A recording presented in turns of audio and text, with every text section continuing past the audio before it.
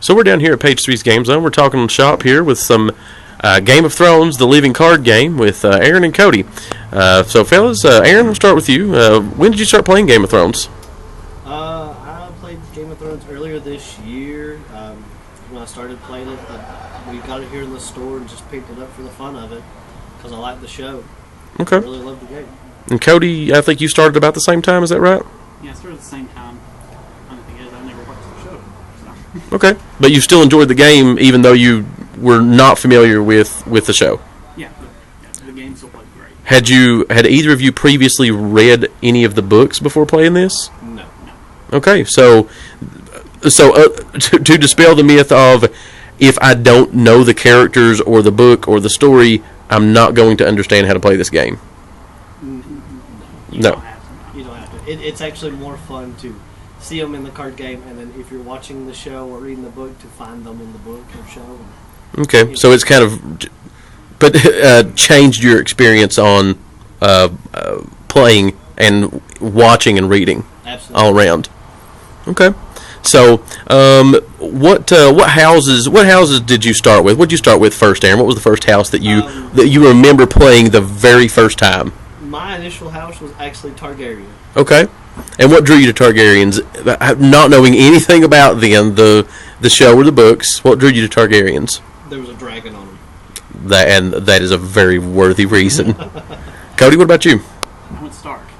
Okay, so you started with Starks. All right, and because they had direwolves. Okay, well, I'm completely down with that. So what is the primary house that you play now, Aaron? Primary house? It's probably still Targaryens. I do play some Lannisters now, but Okay, mainly Targaryens probably. all right. Cody? Mine would go back and forth between Baratheon and Stark. Okay, so you both have kind of stuck with the ones that you started with originally, but you've added to that? Mm-hmm. Yeah. Okay, so the other houses and that are represented in the game, they're also still equally playable? Oh, Just yeah. ones that you happen to not play? Absolutely. Okay. Greyjoy and Martell is still really good. It's just I still focus more on the Martell or the Baratheons and Starks. Okay. Lannisters still a blast to play. Okay. So what has kept you playing the game? What's kept your interest in the game so far? The fact that it is constantly growing still. I mean, they're still putting out packs, and I can always change my decks, and there's so many different variations of everything. Yeah, that's probably the same way with me. I've pulled apart a deck maybe 3 or 4 times and rebuilt it just as many, and just as fun to keep building it and keep playing it and see the way it grows and expands. Okay. So now we'll talk just a little bit about the living card game. A lot of people don't know what that means, what it means to be a living card game. Talk just a little bit about that distribution model for a card game as opposed to a collectible card game, like a Magic the Gathering, a Pokemon, or a Yu-Gi-Oh! It's one that in your expansion packs, they give you like a small expansion pack and they give you a larger expansion pack.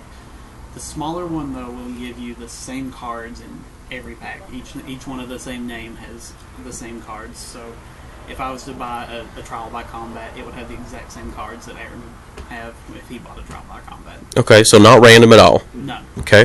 So would you have to buy multiple copies of Trial by Combat, for example? No, it comes with 3 cards of each, or 3 of each card that comes in. Okay. Why does it come with 3?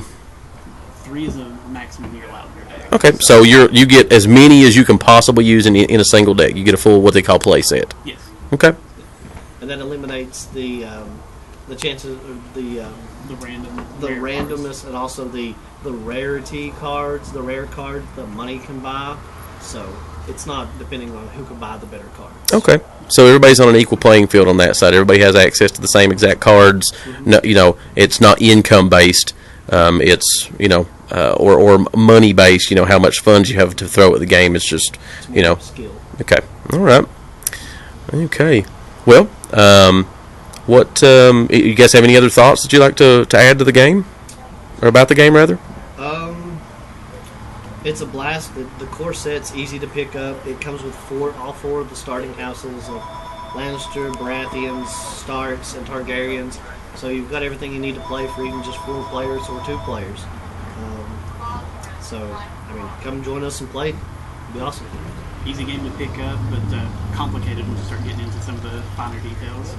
It's kind of like Magic in that aspect. You can pick it up, learn how to play, but once you actually start trying to figure out any kind of combination, you start getting more complicated. But that, again, is part of what makes it fun. Okay. So, but easy to start with, though, eh? Yeah. Okay. All right. Well, that'll wrap up this episode of Shop Talk. So join us next time. We'll find something else fun to talk about.